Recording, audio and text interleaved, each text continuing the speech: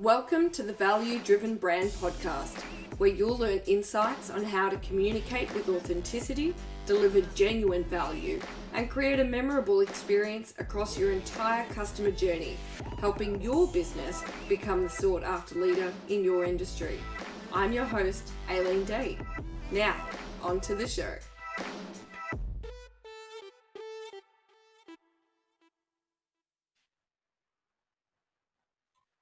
G'day everybody, and welcome back to another episode of the Value Driven Brand Podcast. I am your host, Aileen Day, and today I am joined with an old friend of mine, the one, the only, Danny Ginsberg from the Arbinger Institute.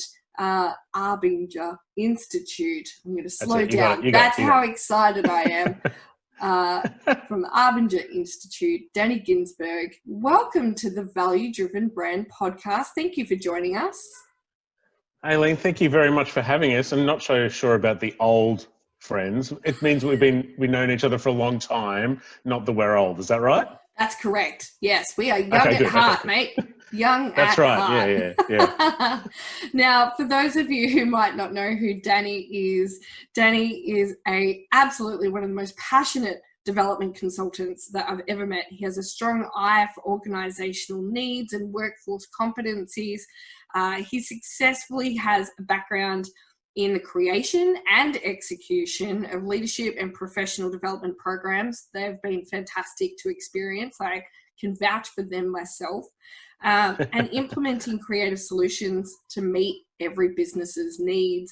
Now, I'm going to let him tell you the rest because I love learning about each of my guests and their paths and their journeys that have brought them to where they are today. So fill in the gaps for me, Danny. What has got you to where you are right now?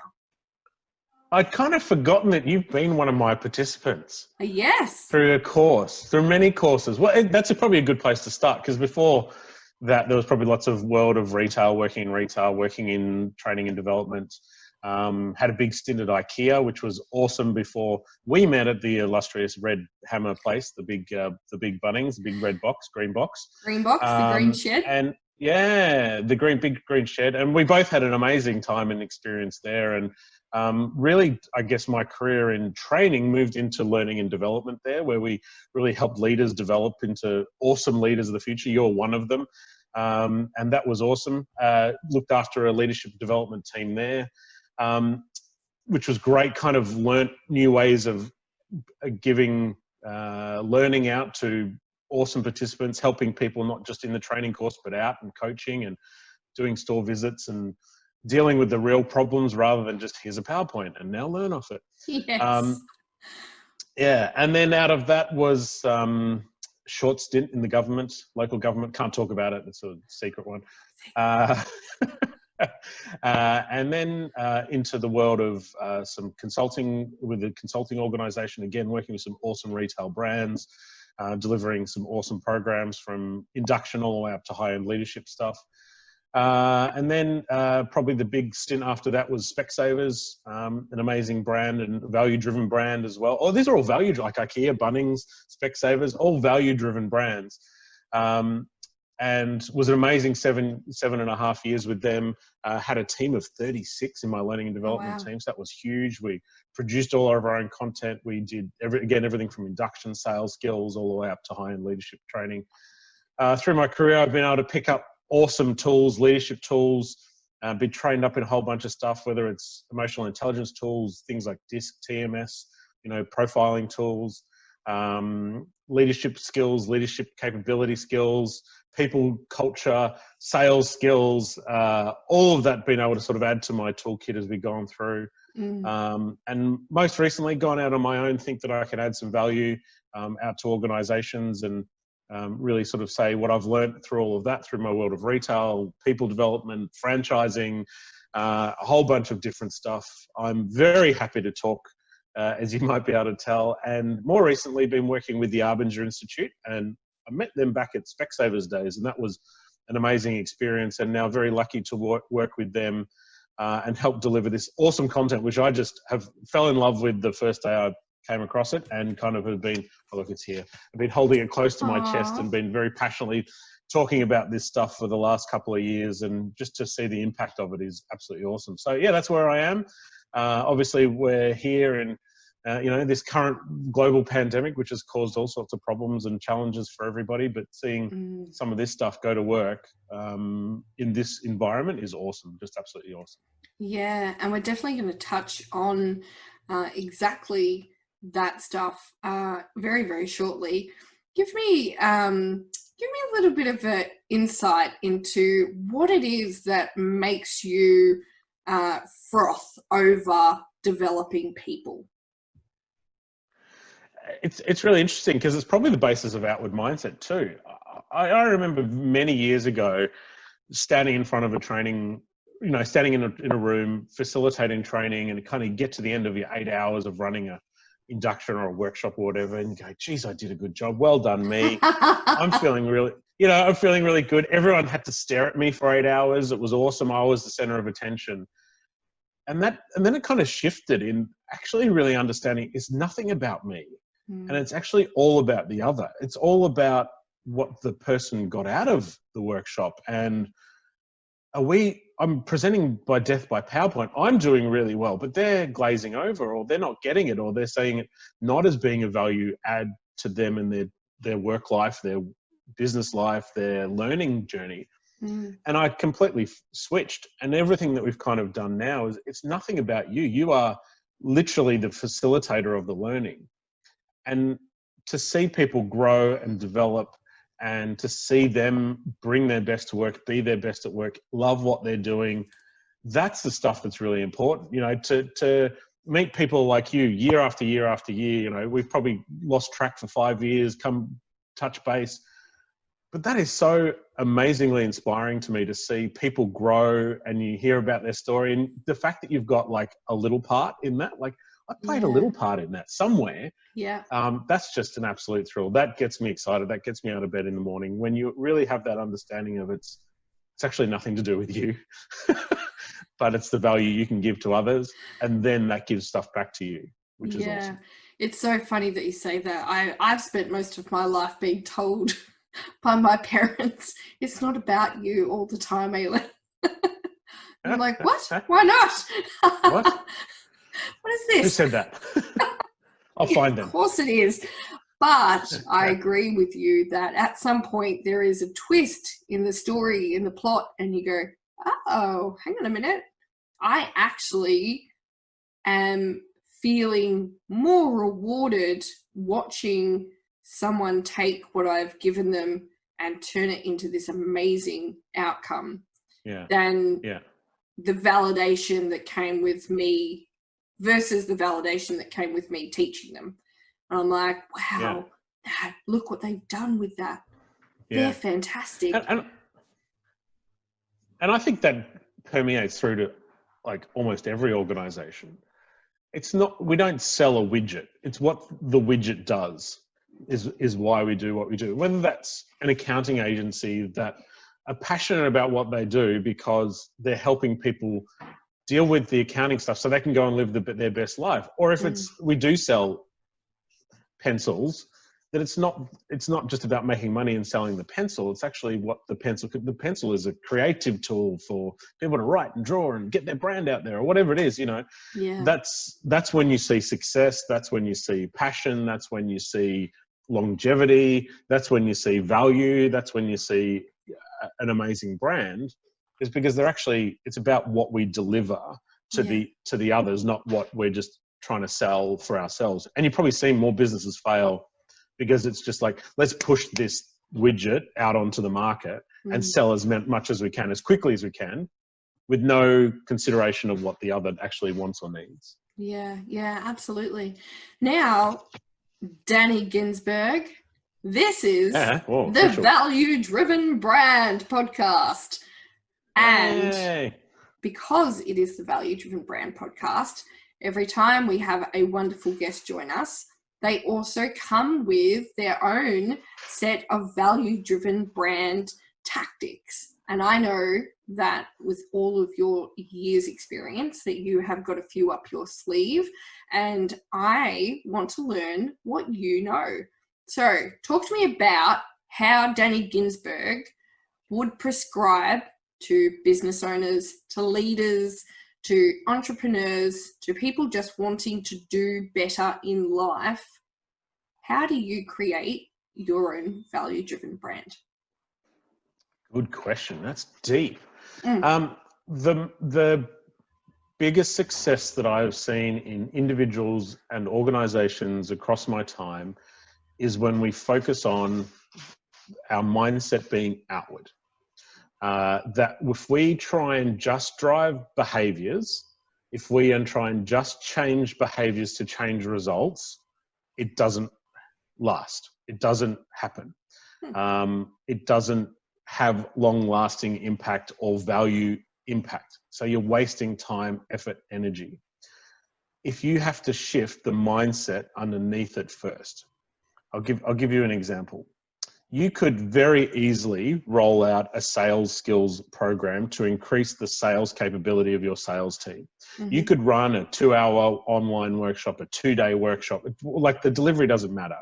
You could run a sales workshop to say, let's upskill everyone in how to behave in sales.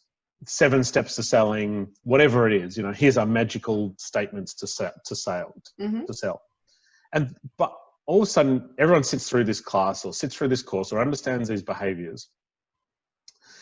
And you've probably seen it before. There's kind of this initial shift, and then there's this pull back to where we were. That didn't work. It didn't have the impact we wanted. Our sales went up for a bit, and then they've come back down to where they are again today. Yeah. I very rarely have seen someone roll out a sales course that has had an impact, that has then taken them through to the next years and changed things. The problem is that we don't shift mindset, and we don't shift mindset in the right way. Because if we shift mindset in the right way, then we're going to have the change of behaviors in the right way, which is going to change the results in the right way.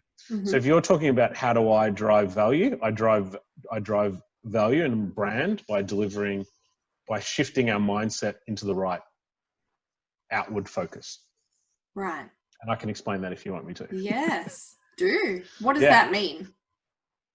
So we want to shift. So if you think about anything there's under behaviors. So what you see on the surface, like an iceberg, what you see on the surface is driven by a bunch of stuff that is under the surface. And that might be your values, your cultural background, your motivators, and your mindset. And people often say, yes, we need to shift our mindset. We need to shift our mindset, be better, to deliver better on our results. Because that behavior will only shift once the mindset shifted, to have long-lasting, good value-added benefits. What we talk about at the Arbinger Institute is we're going to shift to an outward mindset. So there's a difference between inward and outward. And you've probably seen and experienced both of these in your life, and it kind of makes sense. And it's pretty easy to understand, so I'll explain it to you fairly briefly. Inward mindset is, it's all about me. Like I was saying, like me at the front of the training room, it was all about me. It was all about being the center of attention, probably at the cost of the other. I don't care whether you're learning or not, just it's about me. It's about delivering my results and what you can do to help me deliver, or what I can make you to do to deliver my results. What can I manipulate you into, force you into, cajole you into, passively, aggressively make you do. So inward mindset is where I focus solely on me and my results, probably at the expense of the other. Yeah. To do that, I probably need to see the other as an object, because it's hard to hurt people. It's really easy to hurt an object. If I want to hurt this pencil, I can. If I want to snap my siblings in half, then it's going to hurt, right? So weird metaphor, but it's easier to hurt objects than it is people. I have 5 siblings. I get it. Yeah. So we almost objectify the other, that we use as a vehicle, an obstacle, or they're completely irrelevant. Like when this pencil's down there, it's irrelevant. Like I'm sure you've experienced in your time when you felt irrelevant by people or ignored by people, that you just don't exist. Even in a workplace, you get walked past, or you hear a meeting's happening, you're like, why wasn't I invited to that? Those sort of things, you feel like I'm not being valued here.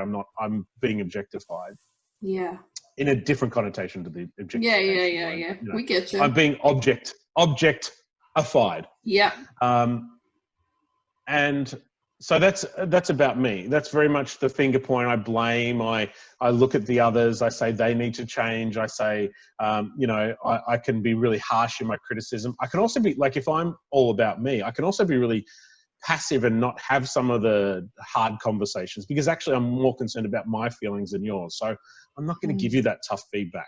So it can be some really soft behaviors, weak behaviors that you can see in there as well. If I'm thinking inwardly, I won't deal with that performance today. I'll do it at the end of today, because I don't want to have that conversation because it's uncomfortable and I don't want to feel uncomfortable. And I'll tell them tomorrow. It's Wednesday. I'll tell them on Friday, because then they'll have the weekend to think, I've missed the opportunity now. I'll let that behavior go. I'll pick it up next time they do it again. Feels like right. So that's very. I feel so. That's very inward thinking. That's very inward thinking, because it's about me and my feelings and my emotions, and at the expense of the other. You probably need to hear this feedback. You're probably going to be better by this feedback. But so that's some really can be sort of some soft, weak, passive stuff happening there as well. So it's not all about being you to blame. I'm going to yell at you and scream at you at the cost of. So that's very inward thinking. You've probably experienced organizations, seen people like that, experience stuff like that. Outward thinking is where I actually take into consideration I'm focused on our results, not my results, our results. And I'm actually focused on your results. What do you want to achieve? Yeah. What do you want to do? What do you want to get out of this? What does the other need to achieve as well? What do we need to achieve together? And if I can make you look good and help you achieve your goals and actions, guess what? That's probably going to help me achieve my goals and actions as well. So we're all working towards the same thing. I see you, here's the kicker of outward, I see you as a person. Oh, you've got fancy hopes. that. I know, crazy. I know, fancy that. I've got hopes, dreams, ambitions. You've got hopes, dreams, ambitions. They could be completely different, but we've both got them because I see that you matter like I matter. And so therefore I'm concerned more about our results than my results. I'm thinking outwardly. I'm thinking about the other. The good old finger point. When you're pointing the finger and blaming and saying it's all your fault, there's the good old three fingers pointing back at you, understanding what part it is that you play. I only heard that as a matter of weeks ago. How good's that? Yeah. Such a great analogy. I think the one's pointing up. I'm not sure if that means someone else has got something to play in it. But anyway, so three fingers are pointing back at you, which is really an understanding of what part do I play in this problem. And if I'm really inward focused, I blame the other. Everything will be better when the staff get their BS together. The leaders need to change in this organization. The board have no idea what they're doing. The customers are stupid. I wish they'd just do this. My clients have no idea what they're doing. That's all finger pointing activity.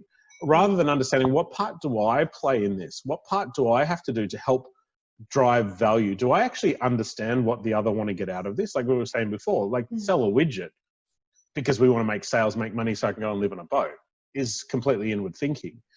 What this widget does for the other and understanding that helps me drive my value, actually gives value to what it is that I'm driving. Yeah. So they're the two differences between inward and outward. And just shifting between those mindsets is a massive win.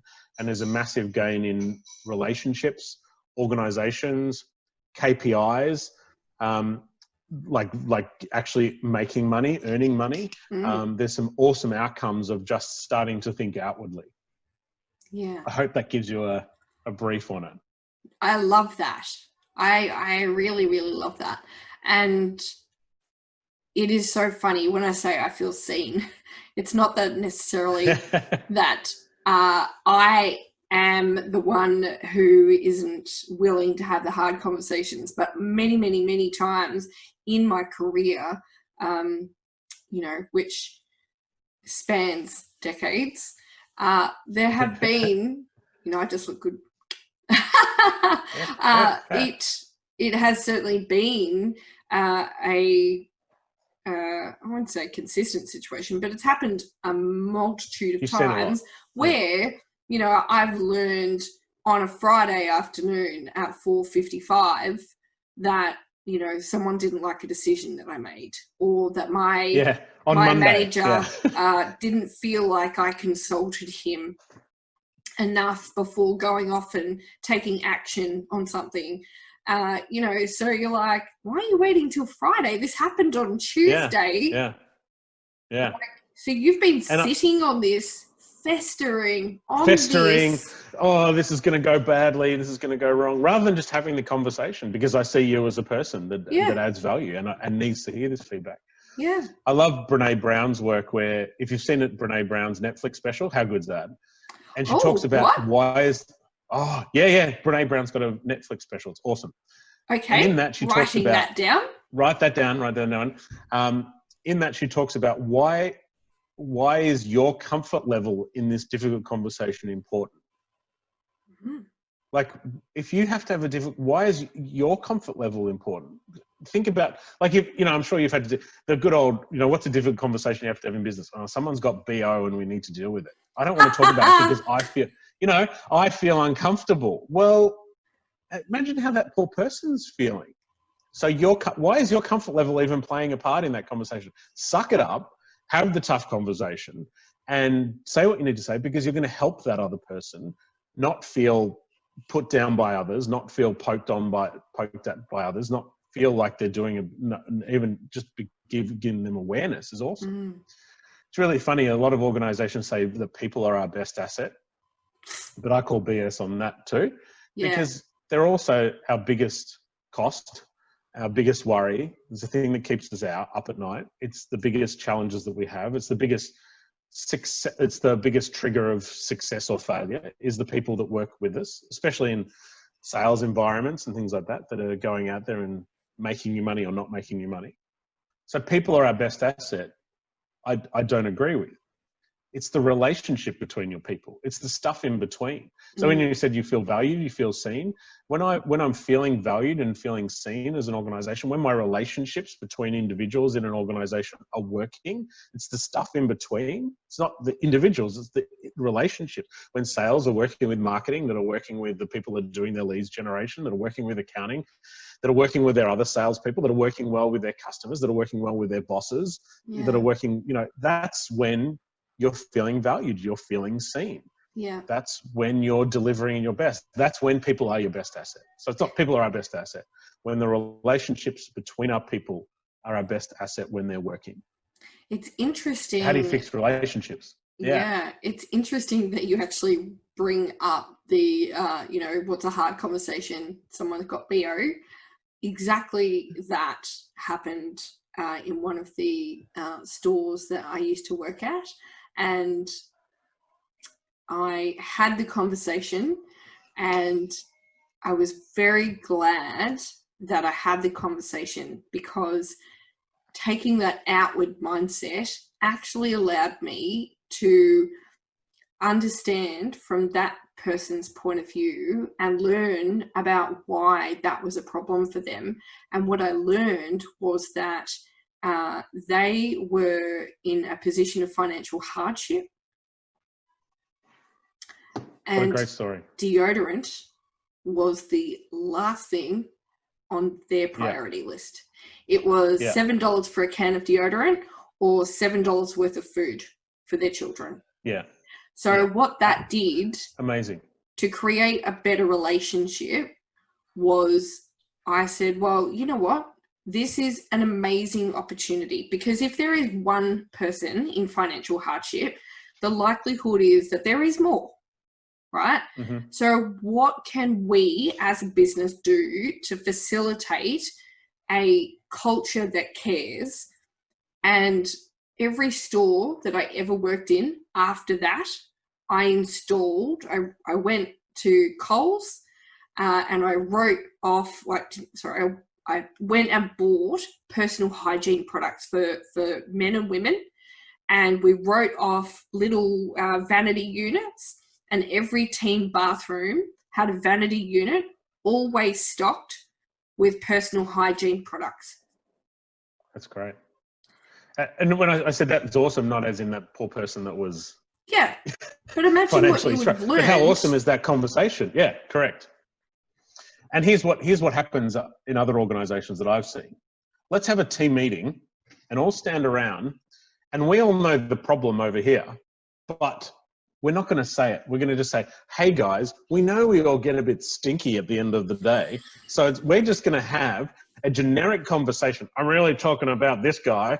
We're going to have a generic conversation about how we should all just use personal deodorant. We all good? And everyone's all standing around going, that guy. It's all about him, isn't it? It's all about that guy. It's all about that guy. And everyone's standing around going, yeah, we should use deodorant. Yeah, we should. And this guy's standing there going, either A, going, oh my God, I wish I could afford deodorant. Like, how horrible would that situation be for that individual standing there thinking, I would love to wear deodorant, but I can't afford it. Or they're sitting there going, yeah, they do need to do it. They're completely oblivious. So that's completely oblivious to the conversation that's going on. Everyone's thinking it's good old Danny over there that stinks, whatever.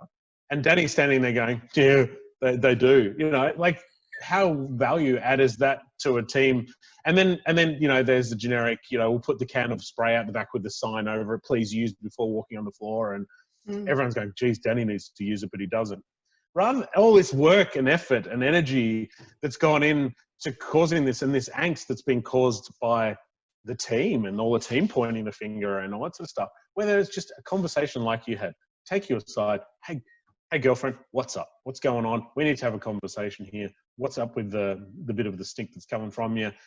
You might want to say it a bit nicer than that, but you know what I mean? And what's going, how, like, even that, how are you? Are you all right? Like, what's going on? Like, just understanding that, how much value does that to the relationship? Dealing with a problem quickly. A lot of people say, oh, outward mindset, this whole seeing other people's people and consulting and innovation and collaboration, it takes so long. It doesn't. Like, that's a perfect example of just seeing that person. You dealt with it in what? 3 minutes, 4 minutes, done. Hard conversation had. I've dealt with this situation. I saw you as a person. You add value to this organization. I want to have this chat with you. We had the chat. We had the conversation. It's done. Compared to how much time, effort, and energy would be, let's have a team meeting. Let's make posters. Let's send everyone through training. Yeah. Let's have conversations about that person. Let's create a culture where everyone's picking on poor Danny that stinks. You know, like the effort and energy that the rigmarole. Some people say, oh, outward mindset takes too long. It takes the right amount of time, not too long. Yeah, absolutely. I love that you are such an amazing advocate for, teaming up with the Arbinger Institute for this way of thinking, because, to be honest, when people say customers are our most important asset, and I go, that's not me disagreeing. They are, our team and our customers are our most important assets. And, as you explained earlier, that to get them to shift behavior, you actually need to shift mindset. And it's funny that you talk about things like blame and deflection and all those things, because what they are at the core of it is our ego. It's all about me. Right, is our ego. And don't get me wrong, our ego plays a part, and it is there to help us, get through certain situations, but it can also be an evil little fucker, and it isn't always there with our best intentions at heart. And I think, when we as human beings can create a human experience, I talk about human experience quite a lot, but that human experience doesn't need to include a vicious ego. That human experience needs to protect you, yes. But as Danny said, if you're out there pointing the finger while you've got one finger pointed at whoever it is you think is to blame, there's 3 more pointing back at you. And, back in my day, we used to call that the mirror. If something's going wrong, go stand in front of a mirror and you'll have your answer.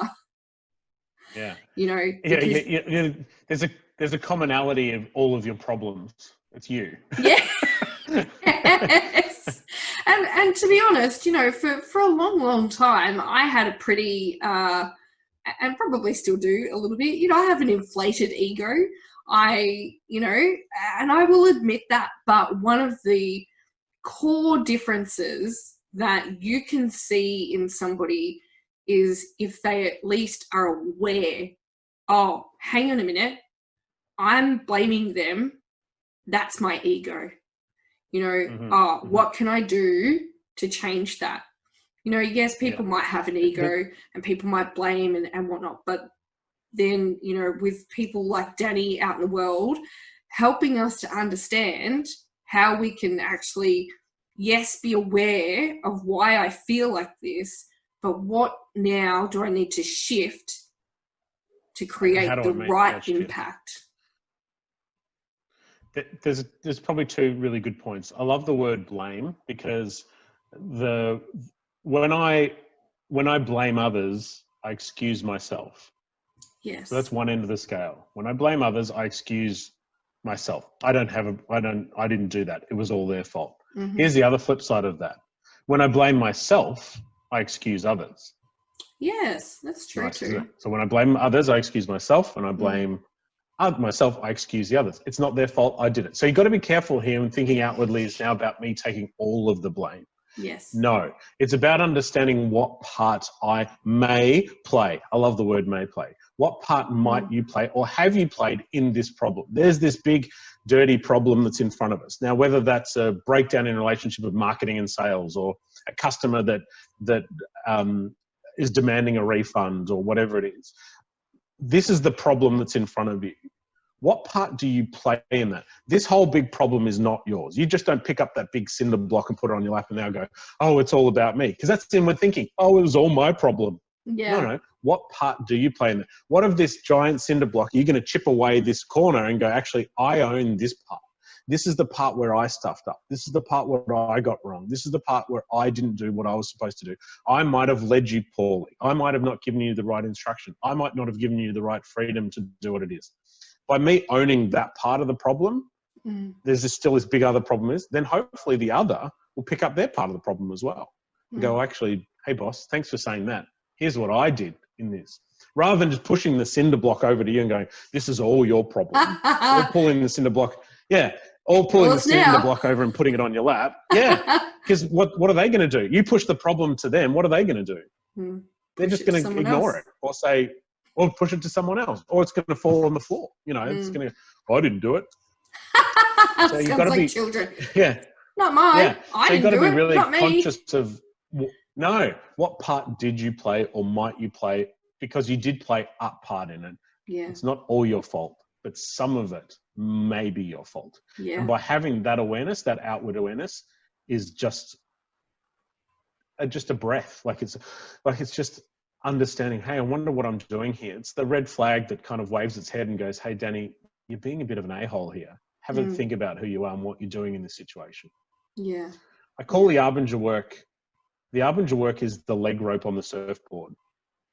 If we're up and surfing and everything's going well and we're surfing the wave and our relationship's great, I don't need it. I don't need to start to think, because I'm already seeing you as a person. We've got a great relationship. We're understanding each other's value. We're understanding what each other brings to the party.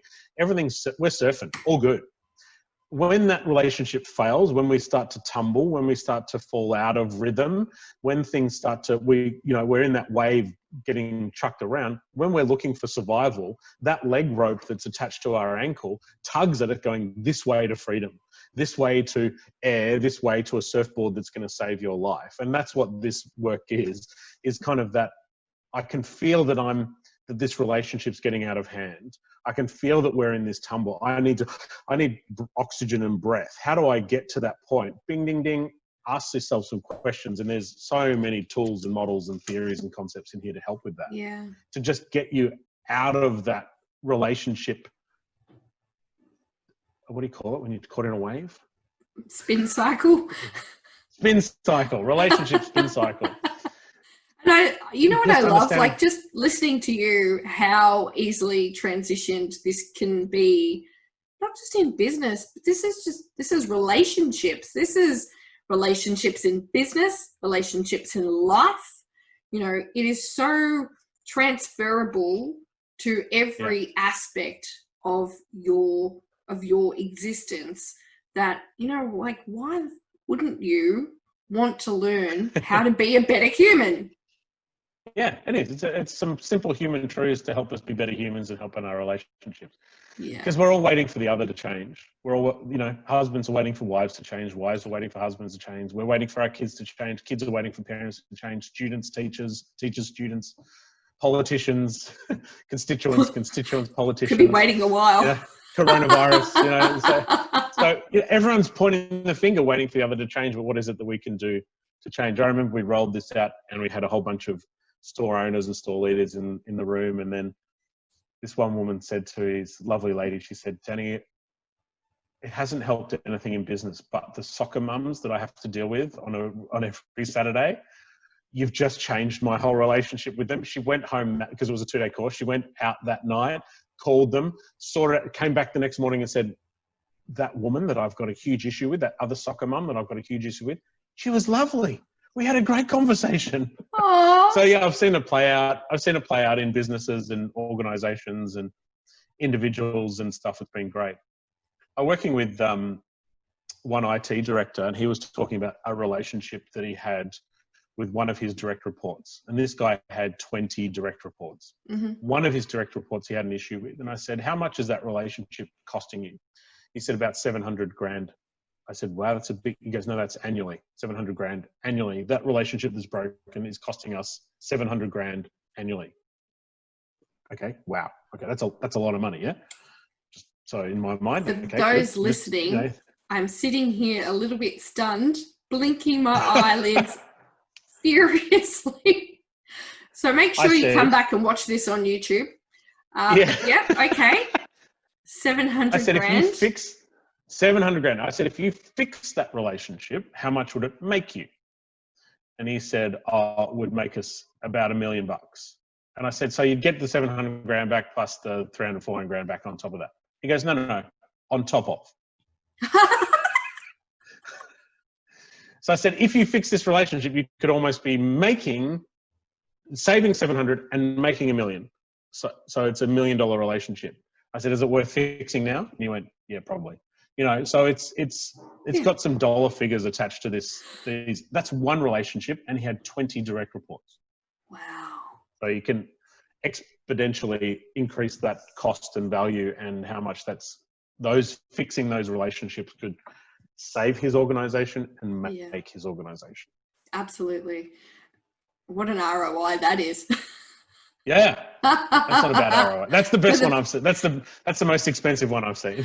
For those who like numbers, that's a pretty impressive return on investment. It wasn't bad. Oh, Danny, we are nearly out of time, but I just want to quickly ask you, talk to us very quickly about, so when I have guests on the show, one of the questions that I ask them is to tell me what book they're reading. And I said that very excitedly, didn't know what book they're reading. What book are you reading at the moment? It sounds very interesting to me. I can promote two, and then I'll tell you about the one that I'm reading at the moment. Yes. These are the two that one must read in regards to outward mindset. So there is the Outward Mindset by the Arbinger Institute, but this one is Leadership and Self-Deception. This is on the bestseller list a lot. It's on audible.com. It's a really good read. Leadership and Self-Deception is awesome. It's written as a narrative, so it's really easy to read. It's a really quick read with some great concepts in there, and really understanding what the difference between seeing people as objects and seeing people as people is, and about how I might deceive myself. So that's the other one. But the one I'm reading at the moment is called The Shift. And it's really a story around Plum Healthcare. So Plum Healthcare, an American organization that go in and buy up failing health organizations and fix them. And they fix them with taking outward mindset into the organization. And what's cool about it is that they've gone, like, what's cool about it is two things. One is how relevant is it today to our health industry, to our aged care network, to a bunch of stuff that probably needs to have a really good hard look at the cultures that they're creating and the environments that they're creating, because that is a tough gig for anyone. Yeah. You know, that's a tough environment to be in, with finances and blame and all that stuff. So like, it's just some inward cultures created there. But what's really cool about it is kind of this story that when they went in, anytime they went into they bought a new organization, a new business, the leaving party, the owners and the bosses that were being bought out, would kind of produce a list to them and say, here's the top 10 people that you need to get rid of in an organization for it to be successful. They would take that list and not go out and fire them, but actually go out and have conversations with them and actually say, what is it that we're not doing right here? And what is it that we need to fix? What is it that we need to, like, what's the fire? What's the freeze? Like, what do we need to get going more on? And what do we need to stop doing? My friend Luke Mathers talks about control, alt, delete, which I love. What do we need to control? What do we need to alternate? And what do we need to delete? I would do that with these people, right? Yeah, you should get Luke on this podcast. He's written a couple of books. He's great. Recommend. Luke, you can give me 10%. Find his we know what 10% of nothing is, right? Yeah. So they would go into these organizations and say, give us that list and we'll go and talk to them. And those 10 people that were on the fire list ended up being the best advocates because they would know what's going on. They're probably bucking the system because they cared about where they worked, but they could see everything that was going wrong. Oh. So these people in your organization that are sometimes your biggest nightmare could be the ones that are giving you the biggest information and the biggest wow moments and the biggest things that we need to look at and fix. So yeah, it's a great book around that. Fascinating. That's the story. So it's a good one. I'm going to certainly be downloading a few more books onto Audible. So what was that? What was the other one? SelfDeception. So leadership and self-deception. The outward mindset. Leadership. It's all by the Arbinger Institute, which I love that they don't kind of say this is written by Ginsberg. This is written by us as a collective, as a group. It's written by the institute, not by an individual. And they've also written The Anatomy of Peace, which I don't have a copy of with me, but they've got 3 books. It's all on our website, which I know will be in the show notes. Yes. But if you wanted to just a quick read, a good read, if you wanted to just jump in quickly and really understand this is the one that's probably had the most impact on my life. And people that have read this, I know, have just gone, wow, and that's Leadership and Self-Deception. Yeah. It's just really awesome around that. How do we make that mindset? How do we, one of the things is when you're thinking inwardly, you're justifying your actions because you know you haven't done right. So when you're justifying and seeking others to help you, there's probably something that's the part of the problem you might have played. That's what leadership and self-deception is all about. Because who are we really good at lying to? Ourselves. Bingo. Yeah. So it talks about why and how do you get out of that. So how do you shift from being inward to outward, which is some cool stuff, which is just as simple as seeing people as people, asking some good questions, setting up some good processes. It's good. And working towards creating some of my favorite things: a better customer experience, better employee experience, and most importantly, a better human experience. That's right, because that's all we got left. That is all we got left. I've got to make the most of it. Now, before I let you go, every one of my guests gets to also tell me which song it is that pumps them up for anything. And you, because you're amazing, have given me a song. Do you remember what you told me? I think I said it's Raining Men, but I'm not sure whether that was... There was 2 there. That's Homer Simpson's favourite song as well. Oh, not It's Raining Men. What did I give you? I've completely gone blank. Okay, I will remind you. You did put It's Raining Men and then in brackets, big capital LOL. Lol. The second song... It's Raining Men is a great song. It is a great song. What a tune. It is a great song. Yeah. The second song you gave me was Everybody by the Blues Brothers. Oh, yeah. See, there's that excitement. See, he's pumped, ready for anything just at the thought of it. Now, you might not be aware, but what I have been doing is with every participating contribution to the songs. And so every time a guest tells me which song gets them pumped up for anything, I add that to my very own Spotify playlist that how cool. I have made available for everyone who listens to the podcast and goes and checks out the website, valuedrivenbrand.com. So, Danny Ginsberg, amazing gentleman, your song. Can I have 2 songs on your podcast? You can. I'm going to throw it in there. I'm even going to try and find the Homer Simpson version. I'm adding those to the playlist. So when this goes live, your songs will also be added into the Spotify playlist. And at this point, I've started to say, it is one of the most eclectic playlists I've ever experienced. I'm looking forward to having a look. We have techno, we have 70s, we have 80s, we have, you name it. We have some classical, we have like Mozart or someone in there as well. Like it's, oh wow, it's off the chain.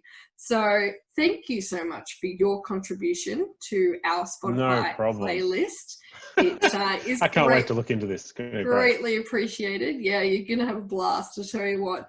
I want to also say to anybody listening or watching this podcast that if you are like I do, froth over what Danny's discussed with us today, the outward mindset, Danny is available to consult to your company. And in times like these, it can be a digital consultation, or if you're interested in learning more about the Arbinger Institute, I will be providing Danny's contact details and website details on the post for this podcast. So if you would like more information, all you need to do is head over to valuedrivenbrand.com/podcast series. That's valuedrivenbrand.com/podcast series. And all of this amazing content is going to be there. We will make sure that the details on the books that Danny has discussed with us is also available, and any contact details so that you can become the advocate in your industry for outward mindset as well, because that, my friends, is how we create a value-driven brand. Danny Ginsberg. Thank you. As always. Thank you. It's been fun. Such a pleasure to catch up with you. I love hanging out. I learned so much new information, and it's so wonderful to see that you are the absolute epitome of an advocate of an outward mindset. And I try. Thank you so much for joining us. Thank you. Thank you for the time. It's been fantastic. What a great way to catch up, and congratulations on the podcast, and keep it going. And I look forward to the playlist. I certainly will. For everyone else, as I mentioned before, head over to valuedrivenbrand.com for more information on this podcast and how you can create your own value-driven brand. And until next week, go out and create value for somebody else in your life, because what goes around comes around. I'm Aileen Day, and this is the Value Driven Brand Podcast. Have a fantastic week. Thanks for listening to the Value Driven Brand Podcast with your host, Aileen Day. Is your business struggling to become known as the sought-after leader in your industry? Access our Value Driven Brand quiz and special 3-part podcast series to identify the gaps and what you need to focus on first. Go to www.valuedrivenbrand.com/podcast series.